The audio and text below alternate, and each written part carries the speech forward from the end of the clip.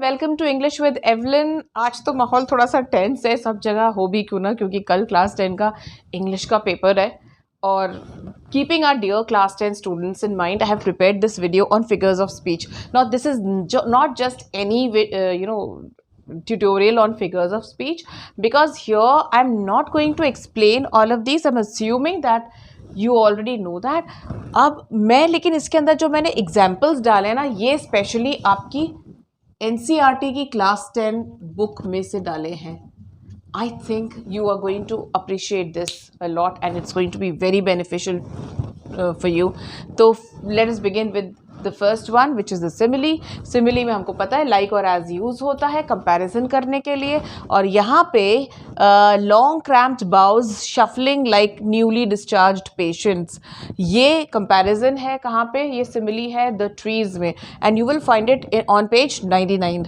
Then metaphor. Metaphor is indirect comparison. A sea of tea bushes, page 94. और fog में comparison है, the fog is compared to a cat, है ना. तो ये आपको अपनी बुक में मिलेगा. फिर सिंबलिज्म में फायर सिंबलाइज करती है डिज़ायर को, आइस सिंबलाइज करता है हेट्रेड को, hemlock negative things, you know. And the ball poem में से बॉल सिंबलाइज करता है, बॉल सिंबल की तरह यूज़ किया गया of the worldly possessions and trees of down trodden people और ऑप्रेस्ड विमेन. ठीक है. अब एंजैममेंट क्या होता है ये आपको पता है. रन ऑन लाइन्स होती हैं कौन सी, जहाँ पे कंसेक्यूटिव लाइन्स हैं ऐसी जिसमें लास्ट में पंक्चुएशन ही नहीं है ना. तो ये ऐसा है. Some say the world will end in fire, some say in ice. यहाँ पे जा करके इधर पंक्चुएशन आया है, इसके पहले पंक्चुएशन नहीं आया है. तो ये हुआ है हमारा एंजैममेंट. और इसी को ही मैं एग्जाम्पल यूज़ करूँगी हमारा एनाफोरा के लिए.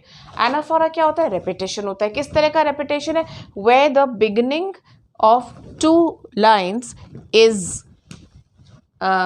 सिमिलर, मतलब सेम वर्ड्स यूज़ किए गए हैं. कैसे?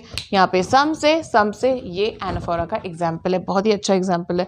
फिर रेपिटेशन हमने लिया है टाइगर इन द जू से. And stares with his brilliant eyes at the brilliant stars. And what is the purpose of repetition? Repetition होता है emphasis के लिए. ठीक है. तो फिर उसी पोम से मैंने लिया है एक oxymoron. Oxymoron is when two dissimilar objects or things are put together, juxtaposed in a sentence. जैसे कि quiet rage. ठीक है. quiet rage, दो कॉन्ट्रास्टिंग आइडियाज़ हैं, उनको साथ में यूज़ किया गया है. फिर ओनोमैटोपिया, द साउंड वर्ड्स. ठीक है. स्नार्लिंग. देन अलिटरेशन, जो कि हमको पता है the repetition of the consonant sound at the beginning of a word.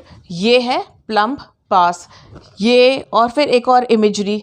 ये सारे जो एग्जाम्पल्स हैं ये सब हमारे टाइगर इन द जू से है. Imagery, he should be lurking in the shadow sliding through long grass.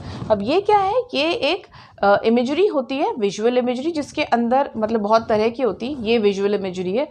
और ये इसमें क्या होता है? जो सीन है या जो भी हमारे सामने पोएट के सामने जो दृश्य है उसको एक्सप्लेन किया जाता है in words, like that whole setting is put before you in the form of these words. ठीक है. तो ये हो गई इमेजरी, जो कि आपके दिमाग में एक इमेज क्रिएट करे. Now we come to the next set of figures of speech.